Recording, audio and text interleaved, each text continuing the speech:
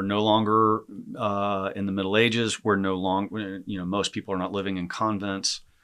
So the typical person is going to look at this and say, what is this? What can a nun from the 16th century teach me about living today? You got it. Well, this is the great genius of Teresa, is that her writings are timeless. When you pick up The Way of Perfection, for example, and you read through it, it's as if she could have written this yesterday. She was truly, even though, one of the greatest mystics the church has ever produced, she's also one of the most practical of saints. Teresa lived a busy life. Yes, she was a cloistered nun, but especially later in life, she got incredibly busy, traveling all over the place, lots of responsibilities, lots of anxieties and cares. Many people depended upon her. She's dealing with politics, dealing with people who don't like her, who are trying to shut her down. She had a lot going on. I mean, we sort of pride ourselves on our busyness today. We think if we're busy people, we're getting a lot done and we're important. I don't know that there are many people today who are as busy as Teresa was. And yet what she teaches us is the absolute importance of grounding your life in prayer. As I said no matter how busy you are. No matter how busy you are, everybody can make time to pray. Everybody can. If you want to get on the way of perfection, if you are serious about moving through the interior castle, it starts with dedicated prayer each and every day. Now, for most of us, it may just be a matter of getting up earlier, joining the 5 o'clock 5 a.m. club, yeah. That, as you said, most of us can find some time every day to pray. And here's what I would say, just as a pastor of souls, is that God is going to make the most efficient use of whatever you give him. So if you have 15 minutes to give him of dedicated, prayer a day, God's going to use that to your benefit. He is. Now, the beautiful thing is that once you get a taste for prayer, you want more. Mm-hmm. You want more. Yeah, it's addictive. It is. And it's the best thing to be addicted to. But what Teresa wants you to do, and where I think she's so great for us today, is that she is great at encouraging perseverance. She's a coach. She is a coach.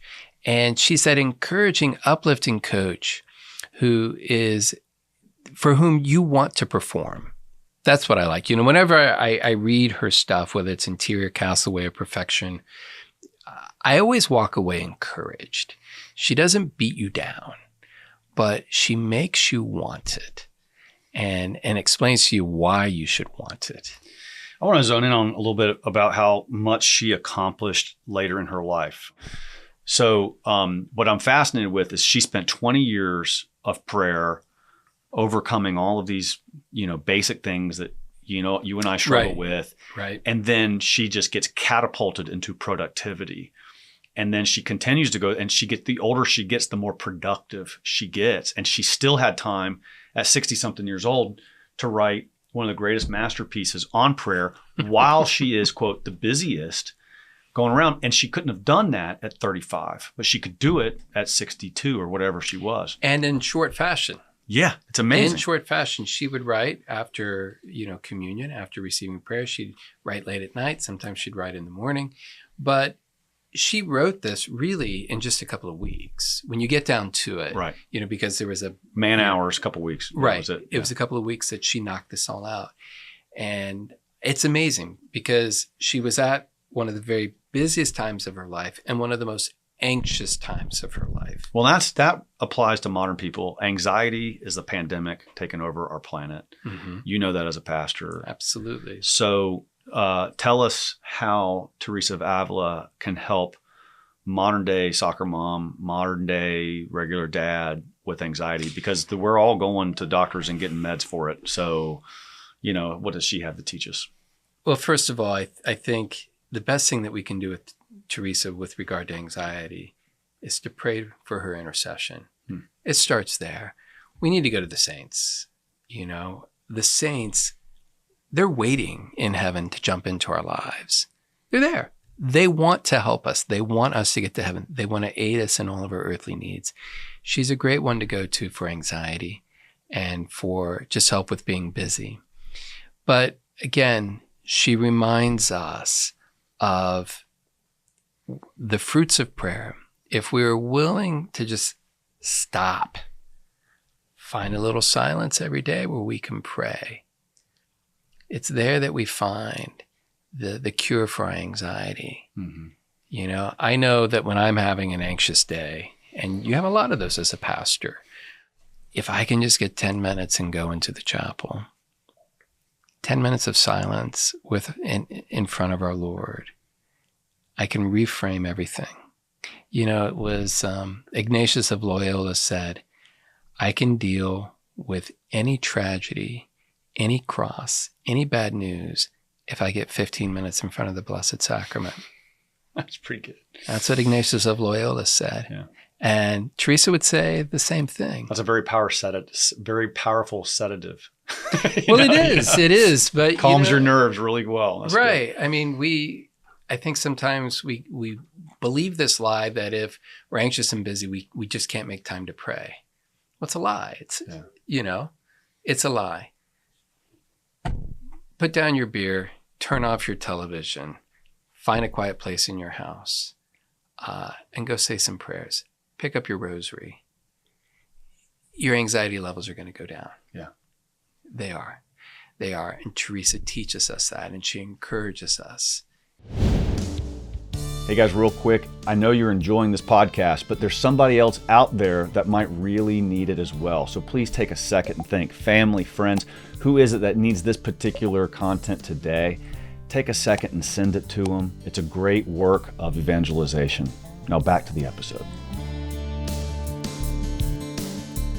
So have you found that, people coming up with a rule of life, that thing is like, instead of, it's one thing to say, whenever you're anxious, go find time to pray. It's another thing to say, have a rule of life where you have a set time for these things. Right. Absolutely. You have to get yourself on a calendar every day.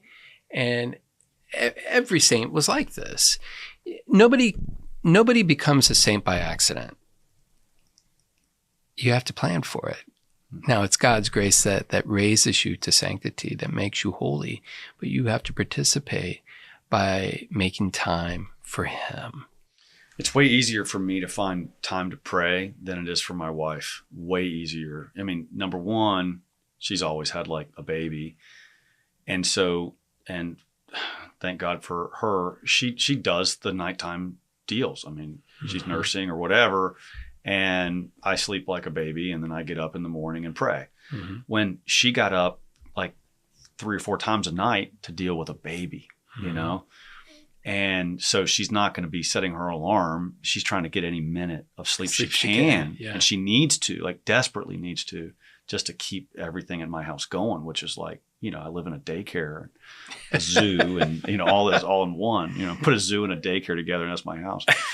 But then I get my car and I drive away and I go to 11 o'clock mass at Belmont Abbey. And, it's just 10 times easier for me than this woman who her night is broken up into little segments, and then her day is nonstop. She's full-time teacher. She's full-time caregiver. She's just everything, right? So it's like, you can look at a guy like me and say, Conor, it's obvious, get your stuff together and pray more. Because it's true. It's just a matter of willpower for me. What do you say to these, especially these young moms who are just overwhelmed with babies and household chores and paying the bills and just so much that they do? Right. So your work is your prayer. Your vocational obligations, that is your prayer, that you offer it all to God. And so this is where a morning offering, I think, becomes absolutely essential. You offer to God all of your works, joys, prayers, sufferings of this day, everything. And, just those quick little moments, I offer up this nursing that I'm doing right now to you, Lord. I offer up this cleaning of the kitchen to you, O Lord. I offer up taking care of the sick child to you, O Lord, that this becomes a prayer, that your action becomes a prayer. That's what you do with the the busy, the really, really busy person out there, especially our moms who never stop. They're the busiest people on the planet. They are. They are. Really and if they're doing it right, in my opinion. And they're conditioned to live selflessly. Yeah. They live completely for their husbands and their children. Yeah. But God honors that. Right. And even a 10-second prayer from them, God can work with that. But even that, they have to have a prayerful state on their mind, pray without ceasing, right? I mean, right. We're supposed to do Absolutely. It's a matter of living a recollected life. And this is what Teresa would say, about vocal prayer. That you have to have this recollection that you always have to remember to whom you are speaking and going to in prayer. And even, the homeschooling mom of 16 kids, who does a lot on the side, she can do this. Yeah. She can do this. Well, I think my wife does. I just look around and as I'm getting older, I'm like, God, how has she done this all this time? And I feel really sympathetic, I guess, for I see now what these young moms are just overwhelmed with. And but even them, the busiest people on the planet, even them, they still have to incorporate prayer into their life, not an hour adoration, but they have to have this prayerful state, and they have to be communing with God somehow in their minds throughout the day. You just there's no way around that. Fair enough? No, you have to take control of your thought life. Yeah. You have to be the master of your thought life. Yeah. You do. But prayer is possible for each and every one of us, no matter how busy and absorbed in worldly things that necessity demands from us to be. We can all do it. I love it.